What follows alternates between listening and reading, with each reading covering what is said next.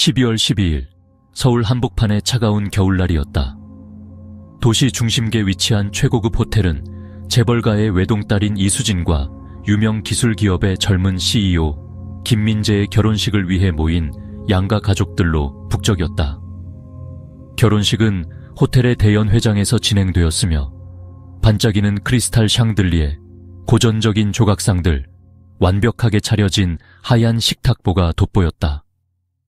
하객들은 모두 상류층의 유력 인사들이었다. 억만장자 사업가들부터 정치인들, 그리고 떠오르는 스타들까지. 모든 것이 완벽해 보였다. 단 한 가지를 제외하고. 이 기쁜 순간에 신부 수진이 연회 후 예정되어 있던 축사 직전에 갑자기 사라졌다. 호텔 직원들이 수색에 나섰을 때 그들은 충격적인 광경을 발견했다. 드레스룸에서 움직이지 않는 신부의 모습. 하얀 웨딩드레스는 이제 피로 얼룩져 있었다. 범죄 현장 드레스룸은 호텔 2층, 웨딩홀 바로 위에 위치해 있었지만 완벽한 방음이 되어 있었다. 신부가 발견된 곳에서 어떤 이상한 소리도 들리지 않았다. 문 잠금 장치는 온전했으며 강제 침입의 흔적은 없었다. 수지는 매우 이상한 자세로 사망했다. 바닥에 옆으로 누운 채 눈은 반쯤 감겨 있었고 마치 열려고 했던 것처럼 반지 상자 근처에 손이 놓여 있었다. 호텔 주방에 있던 과일 깎는 칼이 피해자의 가슴에 깊이 꽂혀 있는 것으로 발견되었다. 이상하게도 수진의 웨딩 슈즈는 벗겨져 있었고 차가운 타일 바닥에는 맨발 자국이 남아 있었다. 벽에는 수진의 몸에서 흘러나온 피가 길게 흘러내린 자국이 있었는데 마치 범인이 의도적으로 흔적을 지우려 한 것처럼 보였다. 관련 인물 이수진 피해자, 27세, 수십억 달러 규모의 이홀딩스 그룹의 외동딸, 패션 잡지의 프리랜서 모델이었으나 민재와의 결혼을 위해 경력을 포기했다. 김민재 신랑, 30세, 성공적인 기술 스타트업의 CEO, 중산층 출신이지만 빠르게 성장했다. 모든 이가 선망하는 유망한 신랑.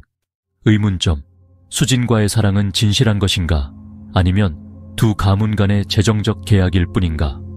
윤미경, 주들러리. 수진의 가장 친한 친구이자 떠오르는 배우. 미경은 매우 밝고 사교적으로 보였지만 일부 목격자들은 결혼식 전 그녀의 태도가 변했다고 증언했다. 윤상호 호텔 총지배인, 전문적인 호텔 매니저. 하지만 VIP 고객 정보 유출과 관련된 작은 스캔들에 연루된 적이 있다. 사건 발견 당시 드레스룸 근처에서 우연히 발견되었다. 경제 범죄와 암살 사건에 풍부한 경험이 있는 최은우 형사가 사건 해결을 위해 소환되었다. 2층에는 작동하는 CCTV가 없었고 모든 하객들은 알리바이가 있었다. 대연 회장과 출입구의 모든 카메라는 해당 시간대에 누구도 포착하지 못했다. 은우는 다음과 같은 의문을 제기했다. 이 살인의 동기는 무엇인가? 개인적 복수, 가문의 재산, 혹은 숨겨진 비밀인가? 범인은 어떻게 사람이 많은 곳에서 범행을 저지르고 도망칠 수 있었는가? 호텔 어딘가에서 발견된 여분의 열쇠들, 그리고 이 열쇠의 소유자는 누구인가? 이러한 의문들과 함께 공식 수사가 시작되었다. 형사 최은우는 서울 형사과에서 최고의 실력자로 평가받는 수사관으로 긴급 수사 명령을 받고 현장에 도착했다. 침착하면서도 매우 예리한 성격의 은우는 신속하게 현장을 확보하고 아주 작은 세부 사항까지 주의 깊게 살피기 시작했다. 초기 관찰. 은우는 탈의실에 강제 침입이나 잠금 장치 파손의 흔적이 전혀 없다는 것을 발견했다. 범인은 분명히 피해자를 강제하지 않았다. 이는 범인이 신부의 지인이거나 호텔에 은밀하게 침입할 수 있는 능력을 가진 사람일 가능성을 제기한다. 또한 피해자 근처에 놓여있던 반지 상자는 그녀가 살해되기 전에 이를 열어보고 있었다는 인상을 준다. 초기 증거 수집. 법의학팀은 살인 무기가 호텔 주방의 과도였다고 지적했고 은우는 즉시 그날 저녁 주방 출입이 허가된 사람들의 명단을 확인하도록 요청했다. 칼이 원래 호텔 소유였다면 범인은 주방의 위치와 출입 방법을 잘 알고 있어야 눈에 띄지 않고 칼을 가져올 수 있었을 것이다. 혈흔과 발자국, 차가운 타일 바닥에서 피가 묻은 발자국은 피해자가 살해된 후 약간 끌려갔음을 보여준다. 하지만 나머지 혈흔은 매우 혼란스러워 보이며 범인이 의도적으로 정확한 범행 시간을 감추기 위해 혼란을 야기한 것으로 보인다. 은우는 이 범인은 아마추어가 아니다. 분명히 미리 계획했다고 언급했다. 현장 긴급 신문 은우는 하객 명단, 호텔 직원, 그리고 범행 시간대에 2층 로비 주변을 왕래한 모든 사람의 명단을 수집하도록 요청했다. 그중 주목할 만한 인물들이 차례로 신문을 받았다. 윤미경, 신부 들러리, 진술. 미경은 다른 하객들과 기념사진을 찍느라 연설 30분 전부터 수진과 함께 있지 않았다고 말했다. 친한 친구가 살해됐다는 소식을 듣고 당황하고 혼란스러워했지만 수진을 해치려는 의도를 가진 사람을 알지 못한다고 주장했다. 의심스러운 정황. 미경은 연 회장을 떠나 타르실로 향할 때 수진과 마지막으로 개인적인 대화를 나눈 사람이었다. 은우가 왜 신부에게 돌아가지 않았는지 물었을 때 미경은 먼 친척이 우연히 대화하자고 데려갔다고 더듬거리며 대답했다. 은우의 메모. 미경은 떠난 이유에 대해 설득력 있는 설명을 하지 못하면서 분명히 무언가를 숨기고 있다. 김민재, 신랑. 진술. 민재는 아내의 죽음에 완전히 충격을 받았다고 말했다. 수진이 타르실에 있는 동안 자신은 1층 연회장에서 하객들을 접대하고 있었다고 진술했다. 민재는 또한 아내에 대한 자신의 감정이 진실했으며 결혼식 전에 어떤 다툼도 없었다고 주장했다. 의심스러운 정황. 하지만 피해자 옆에 있던 반지 상자에 대해 질문받았을 때 민재는 매우 놀란 반응을 보였고 그 상자가 어디서 왔는지도 모른다고 했다. 은우는 민재의 신문 태도가 매우 모순적이라고 지적했다.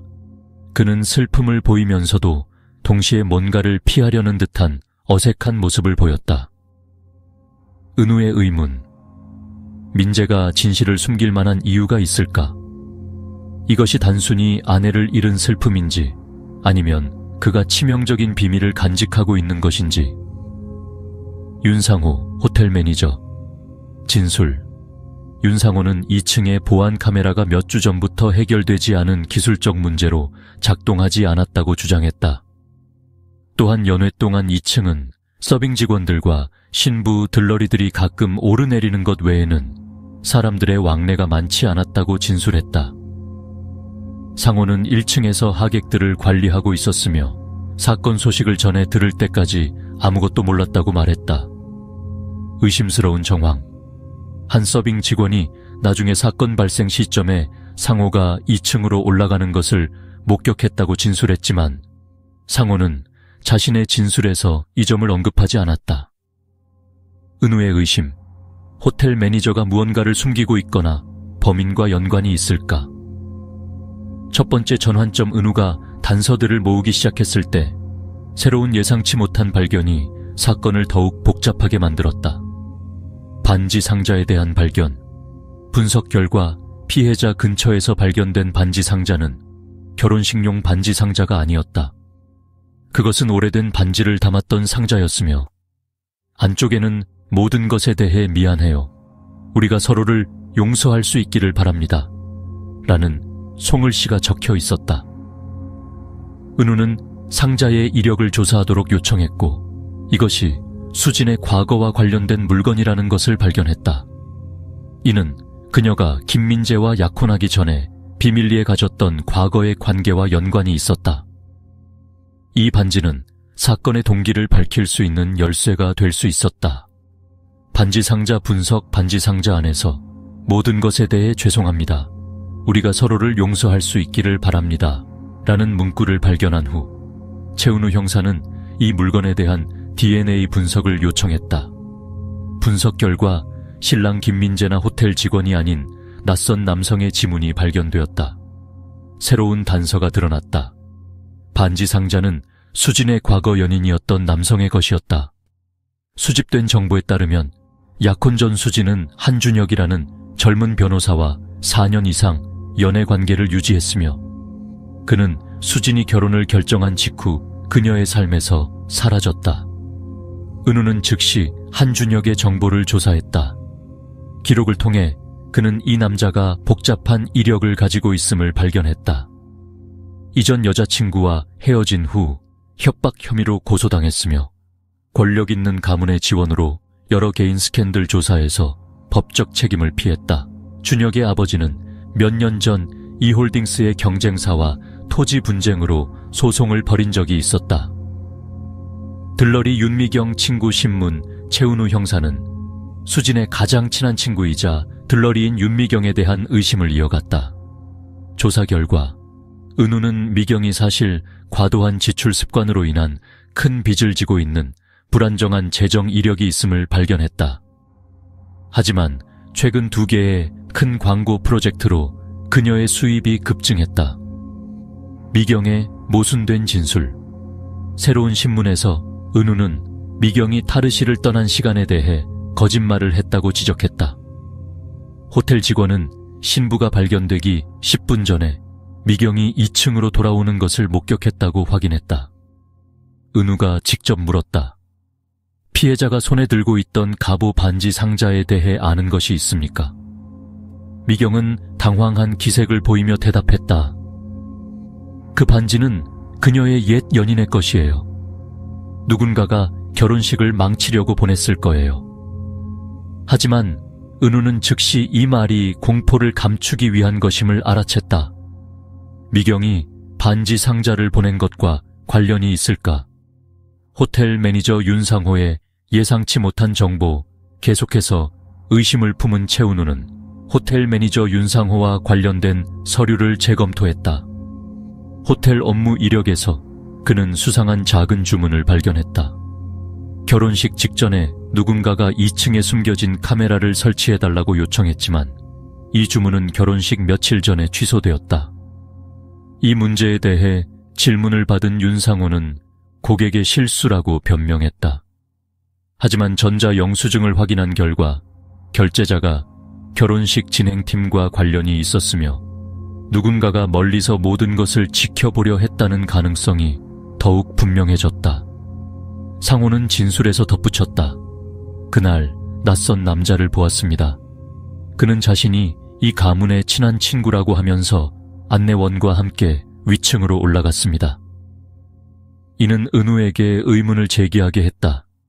이 남자가 초대 명단에 없었다면 어떻게 2층에 올라갈 수 있었을까? 사건을 더 복잡하게 만드는 증거, 1층 로비의 CCTV를 검토한 직후 수상한 영상이 발견되었다. 수진의 전 남자친구인 한준혁이 실제로 파티에 참석했지만 살인사건이 발견되기 전인 약 1시간 후에 빠르게 떠났다. 은우의 팀이 준혁의 집을 방문했을 때 그는 부재 중이었다. 하지만 그들은 그의 책상에서 날카로운 필체로 쓰여진 편지를 발견했다. 난 그걸 할 수 없었어. 하지만 그녀는 죽었어. 이게 모든 것을 끝내는 유일한 방법이었나? 이 세부 사항은 사건을 더욱 복잡하게 만들며 2가지 가설을 제시한다. 준혁이 강요를 받아 범인을 도왔을 수 있다. 진짜 범인이 준혁의 출현을 이용해 수사를 잘못된 방향으로 이끌었을 수 있다. 은우는 모든 세부 사항을 정리했다. 미경은 반지에 대해 알고 있는 것 같지만 누가 보냈는지 본 세부 사항을 숨기고 있다. 준혁은 분명히 결혼식에 참석했지만 살인이 일어나기 전에 떠났다. 하지만 그의 개인적 이력은 의심받기에 충분히 무거웠다. 윤상호는 카메라 사용과 관련해 모순된 정보를 제공했고 무언가를 숨기는 징후를 보였지만 동기는 여전히 불분명했다. 바로 이때 법의학팀이 충격적인 정보를 발견했다. 신랑 김민재의 소매에서 수진의 혈액과 일치하는 소량의 응고된 혈액이 발견되었다. 새로운 의문이 즉시 제기되었다. 신랑이 정말로 수진의 죽음과 관련이 있는가? 아니면 이 혈액은 범인이 의도적으로 만든 거짓 증거일까? 반지 상자와 미경의 진술교차 조사를 통해 최은우 형사는 중요한 사실을 발견했다. 상자 속 반지는 처음 모두가 생각했던 것처럼 수진의 전 남자친구 한준혁의 것이 아니었다. 대신 미경 신부 들러리 이 몰래 수진에게 보낸 것이었다. 은우는 미경과 대면했다. 압박을 받은 후 그녀는 반지가 원래 김민재 신랑의 것이었다고 털어놓았다. 이는 그가 다른 여성에게 청혼하기 위해 구매했던 약혼 반지였다. 미경은 민재가 수진과 결혼하기 전 자신과 몇 달간 데이트했다고 말했다. 하지만 민재는 이 상처 가득한 관계를 끝낼 뿐만 아니라 이 거짓된 청혼을 수진에게 가져가 부유한 이홀딩스 가문과의 결혼으로 인생을 바꾸려 했다. 미경은 수진이 진실을 알기를 바라며 반지를 보냈지만 상황이 이렇게까지 악화될 줄은 몰랐다. 제가 수진을 죽이지 않았어요. 저는 그저 그녀를 여자들을 이용해 출세하려는 사람으로부터 보호하고 싶었을 뿐이에요. 미경이 울음을 터뜨렸다. 한준혁과의 대면 동시에 수사팀은 수진의 전 남자친구 한준혁의 행방을 추적했다. 그는 서울 외곽의 작은 호텔에서 체포되었다. 신문 중 준혁은 수상한 전화를 받아 반지 상자를 호텔로 가져오라는 요구를 받았다고 인정했다. 하지만 살인과의 관련성은 부인했다. 준혁의 진술, 제가 그녀를 죽이지 않았어요. 그건 함정이었어요. 저는 그녀가 그 허황된 호화로운 삶으로 들어가기 전에 마지막 말을 전하고 싶어서 갔을 뿐이에요. 하지만 아무것도 하지 않았어요. 이 진술에서 나온 중요한 단서, 전화를 건 사람이 준혁과 수진의 과거 관계를 자세히 알고 있었으며 화해를 위해 신부가 만나고 싶어 한다고 거짓으로 알렸다.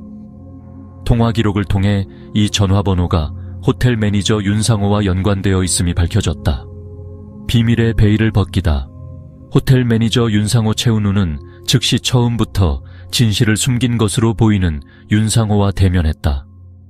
재무기록 조사를 통해 윤상호가 이홀딩스, 수진의 가족과 관련된 비밀 송금을 받고 있다는 사실이 밝혀졌다.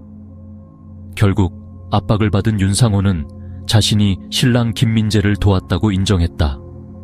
진술에 따르면 김민재는 살인 혐의를 한준혁에게 뒤집어 씌우려는 계획을 세웠다. 반지와 준혁의 호텔 출연을 이용해 준혁을 주요 용의자로 만들려 했다. 윤상호는 민재의 지시로 2층 감시 카메라를 끄고 결혼식 당일의 모든 움직임을 감시했다. 김민재를 고발하는 증거 사건의 퍼즐이 맞춰지기 시작할 때 결정적인 증거가 김민재를 가장 큰 용의선상에 올려놓았다.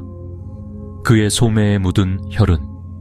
법의학 감정 결과 혈흔은 피해자의 즉각적인 사망 시점이 아닌 실제 사망 수시간 전에 마른 혈흔이었다. 이는 민재가 자신이 진술한 것보다 훨씬 일찍 탈의실에 있었음을 보여준다. 은우가 민재와 대면했을 때 처음에는 완강히 부인하던 그가 은우의 정확한 질문들에 점차 허점을 드러내기 시작했다. 수진 씨를 사랑한다고 했는데 왜 다른 사람을 위한 청혼 반지가 나타난 겁니까? 2층 감시 카메라를 끈 것을 어떻게 설명하시겠습니까? 또는 실제 살인 시각보다 훨씬 전에 그녀의 피가 당신 소매에 묻어있던 이유는요? 마침내 민재는 진실을 인정했다. 그는 수진을 사랑하지 않았다. 그녀는 그에게 중산층에서 상류층으로 올라가기 위한 징검다리일 뿐이었다. 하지만 결혼식 전 수진이 미경을 위한 청혼 반지의 진실을 알아내고 결혼을 취소하겠다고 위협했고 이는 그의 권력과 재산에 대한 거대한 기회를 날려버릴 위험이 있었다. 그의 계획은 무엇이었나? 민재는 결혼식 직전 수진을 제거하여 비운의 신부의 남편 이미지를 유지하고 혼인계약 조항을 통해 재산을 차지하려 했다. 그는 수진과 과거 연인 관계였던 한준혁에게 혐의를 뒤집어 띄워 수사 방향을 흐리려 했다. 최후의 대질과 체포 은우는 미경을 이용해 민재를 최후의 대질신문에서 함정에 빠뜨리기로 했다. 이전에 조종당했던 미경은 고통스러웠지만 협조하기로 동의했다. 대화 중 미경은 실제 범인만이 알 수 있는 세부 사항들을 언급했다. 흥분한 민재는 칼이 어떻게 들려 있었는지, 어디에 있었는지 등 이전에 공개되지 않았던 정보를 실수로 말해버렸다. 그는 대화를 엿듣고 있던 경찰팀에 의해 즉시 체포되었다. 김민재는 그를 반박하는 모든 증거와 함께 체포되었다. 이홀딩스 가문은 딸을 잃었을 뿐만 아니라 혼인 계약과 의심스러운 경제적 관계에 대한 일련의 스캔들과 마주해야 했다. 한편 미경은 연예계를 떠나 은둔 생활을 선택했고 친구의 죽음에 간접적으로 연관된 것에 대한 후회를 안고 살아가게 되었다. 한준혁은 무죄를 입증받았지만 완전히 결백하지는 않았다. 그가 돌아오지 않았다면 아마도 민재는 이 완벽한 계획을 실행할 기회를 얻지 못했을 것이다. 형사 최은우는 이 사건에서 살인자가 단순히 살인범이 아니었음을 깨달았다. 이는 탐욕, 집착, 그리고 묻혀있던 비밀들이 비극적 결말로 이어진 전체적인 그림이었다.